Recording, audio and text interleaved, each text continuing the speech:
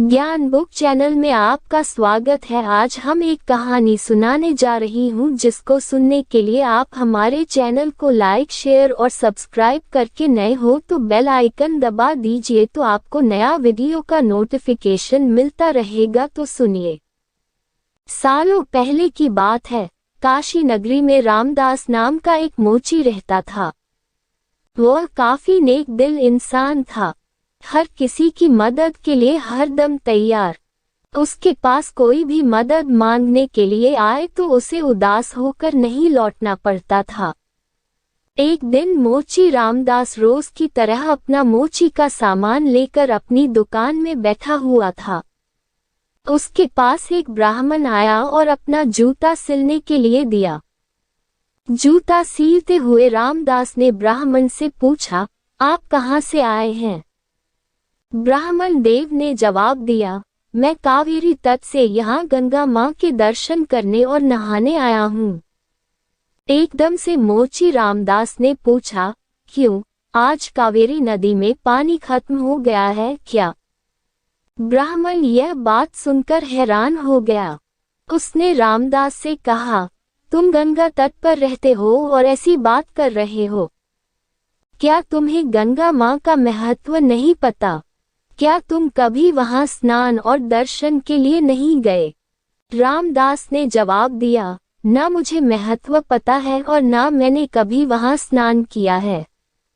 रामदास आगे कुछ बोलता कि उससे पहले ही ब्राह्मण देव ने कहना शुरू कर दिया, गंगा तट पर रहकर ना गंगा की शक्ति का पता है और ना कुछ और, तभी तो तुम्हारे भाग फूटे हुए हैं। उसके बाद ब्राह्मण ने रामदास को गंगा माँ की महिमा सुनाई। ब्राह्मण की बातें सुनने के बाद रामदास ने कहा, अपना मन साफ हो तो हर तट का पानी गंगा है। इतना कहने के बाद रामदास ने जल्दी से जूता सिला और ब्राह्मण से कहा, आपका जूता ठीक हो गया है। अब गंगा किनारे जाते हुए क्या आप मुझ पर एक एहसान करेंगे? ब्राह्मण देव ने कहा, जरूर, बताओ क्या करना है। रामदास ने अपने जेब से एक साबुत सुपारी का टुकड़ा निकाला और कहा, आप जब गंगा में स्नान करेंगे तब उन्हें यह साबुत सुपारी अर्पण कर देना। ब्राह्मण देव ने रामदास के हाथ से वह सुपारी ली और गंगा के किनारे जाने लगे। वहां स्नान करने के बाद ब्राह्मण देव ने हाथ में सुपारी लेकर गंगा माँ को पुकारते हुए कहा, माँ, यह रामदास ने आपके लिए भेजा है, इसे स्वीकार कीजिए। इतना कहकर ब्राह्मण देव ने उस साबुत सुपारी को गंगा में बहा दिया। थोड़ी ही देर में गंगा में एक हाथ बहते हुए आया और ब्राह्मण के पास रुक गया। उस हाथ में एक सोने का एक कंगन था। उसी समय एक आवाज आई, मेरी तरफ से यह कंगन रामदास को दे देना। गंगा माँ की तरफ से रामदास के लिए सोने का कंगन आता देख ब्राह्मण हैरान हो गया। दंड ब्राह्मण ने कंगन को हाथ में उठा लिया।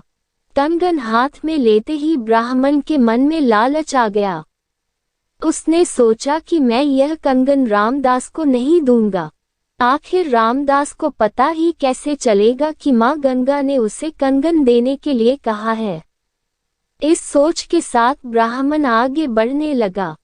कुछ दूर जाते ही उसके मन में हुआ कि अगर मैंने यह कंगन बेचा तो पूछताछ होगी और मुझ पर चोरी का इल्जाम लग सकता है। मैं सीधे यह कंगन राजा को देता हूँ, वो खुश हो जाएंगे और इनाम भी देंगे।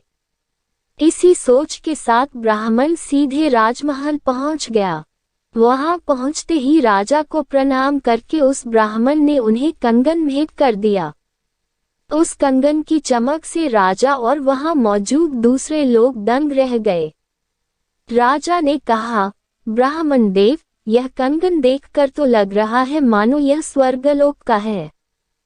राजा ने वह कंगन अपनी पत्नी को दे दिया। पत्नी ने जैसे ही कंगन पहना वह खुश हो गई। तभी राजा ने ब्राह्मण से कहा, यह एक कंगन है, मुझे इसका दूसरा जोड़ा भी चाहिए। रानी दोनों हाथों में यह कंगन पहनेंगी तभी उनकी शोभा और बढ़ेगी। यह सुनते ही ब्राह्मण के पसीने छूट गए। राजा ने तुरंत पूछा, क्या हुआ, आप परेशान क्यों हो गए? यह कंगन चोरी का तो नहीं है न? तुरंत ब्राह्मण ने जवाब दिया, नहीं नहीं राजा साहब, यह चोरी का नहीं है। तब राजा बोले, ठीक है, आप आज शाम तक दूसरा कंगन लाकर मुझे दे दो, तभी मैं मानूंगा कि यह चोरी का नहीं है। जी राजा साहब कहते हुए घबराया हुआ ब्राह्मण राजा के दरबार से निकल गया। राजा ने अपने कुछ सिपाही ब्राह्मण के पीछे लगा दिए ताकि उन्हें कंगन का सच पता चल सके। राजमहल से निकलकर ब्राह्मण सीधा रामदास के पास गया। उसने गंगा माँ द्वारा दिए गए कंगन, उसके मन के लालच और राजा की फरमाइश सबके बारे में रामदास को बता दिया। उसके बाद रामदास से पूछने लगा कि दूसरा कंगन कैसे हासिल होगा। रामदास ने ब्राह्मण की सारी बातें सुनने के बाद अपनी दोनों आंखें बंद कर ली। उसके बाद रामदास ने हाथ जोड़कर गंगा माँ से ब्राह्मण को बचाने की विनती की। 1 मिनट के बाद रामदास ने अपने सामने रखी एक बाल्टी में हाथ डाला और उससे वैसा ही कंगन निकाल लिया। ब्राह्मण यह देखकर हैरान हो गया। उसका पीछा कर रहे राजा के सिपाही भी यह चमत्कार देखकर दंग हो गए। यह सब देखकर वो सीधे राजा के पास पहुंच गए और उन्हें सारी बातें बता दी।